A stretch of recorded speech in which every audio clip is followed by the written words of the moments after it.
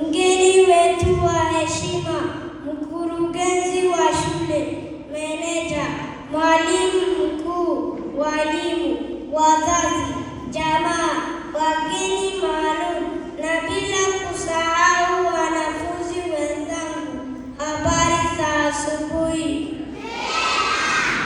Jina langu ni Abdulrazak Abdiweli. Leo ni siku yetu ya mahafali, siku ya furaha na shangwe. Tunahitimu kutoka chekechea na hivi karibuni tutakuwa darasa la kwanza. Tumejifunza mengi katika shule ya awali, jinsi ya kusoma na kuandika kwa usafi, maadili na mwenendo mema, na pia kujaribu kila wakati kufanya vizuri.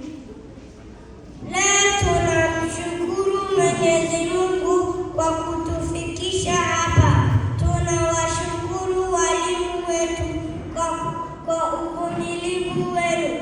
Tunawashukuru wazazi wetu kwa kutuamini. Tunashukuru uongozi wa shule kwa mazingira salama ya kujifunza na kuota ndoto. Pia shukrani kwa wenzangu darasani. Pamoja tumeshiriki safari nzuri ya elimu. Sasa hatuko tena watoto wadogo.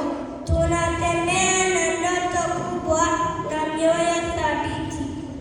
Wengine wetu tunataka kuwa madaktari, walimu, marubani, wahandisi, marais, kutaja wachache tu.